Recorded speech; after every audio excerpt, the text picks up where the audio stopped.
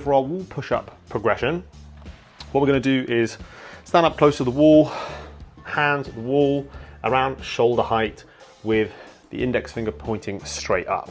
Okay, we don't want to go too wide, so just about shoulder width apart.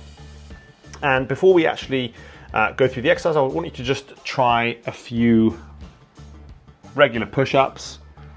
Okay, just making sure that you've got a good angle, that you're not feeling any wrist pain or anything like that. And from here, we're just going to make sure that we're also setting up our shoulders and our back the right way. So we want to slightly protract and engage.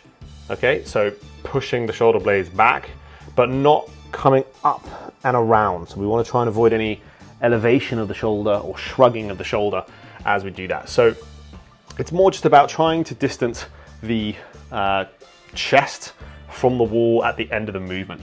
Okay, and also when we kind of load down, so we come into the wall, we don't want to squeeze our shoulder blades together and let them come close together. Okay, we want to maintain that protraction, and as we push away, see if we can engage it a little bit more. So that's just generally what I want you to be thinking about when you're pushing up out of the wall. So once we're in that position, what we're going to do is, as we load down, as we come into the wall in this position, I want us to focus on the pressure being on the outside edge of the hand and the bottom of the wrist, okay, or what we call the heel of the wrist. So I'm coming down and I'm feeling more of a pressure. I'm not rolling onto that side, so I don't want to roll off the wall, okay?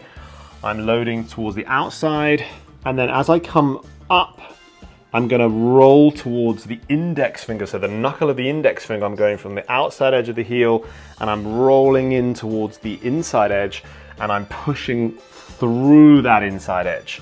Okay.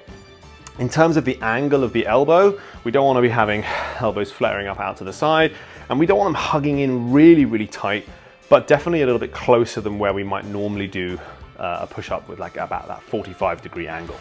Okay, so just going through a couple of reps here, loading outside and then rolling onto the inside, and even just doing this with the slight focus, with the more focus on the hand pressures, you should start to feel a lot more activity and activation in the wrist, in the forearm muscles, in the elbow, and in the tricep.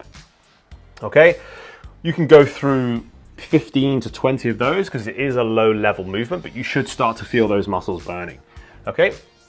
If you want to take that to another level of progression, what we're now going to do is in that bottom position, so we load down the same way, in that bottom position, we're going to lift the heel of the wrist and then press away from the wall with the wrist off. It can just be off an inch. You don't have to really drive it because you don't want the first knuckle and the pad of the fingers to be coming off the wall. So maintain that pressure.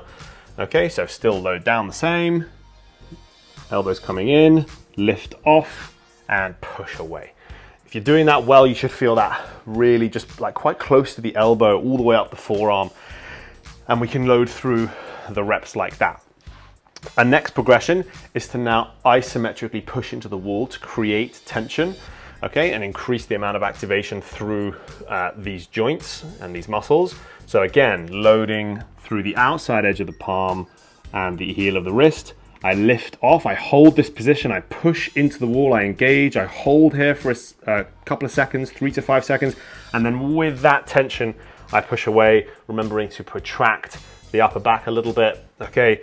Push the chest away from the wall, but avoid the shrugging and the rounding and shortening of our upper back here, okay? So just a couple of reps here, lift off, push through, and remember, even when you're lifting off the heel of the wrist, you still want to push through that sort of index finger knuckle pad.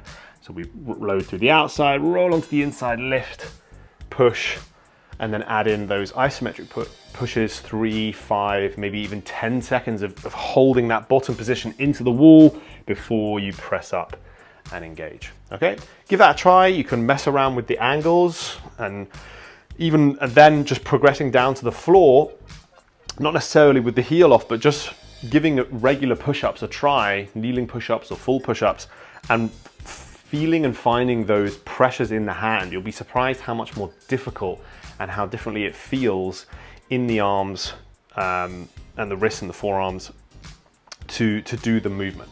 Okay, give that a try. All right, so wall push up and let me know how you get on.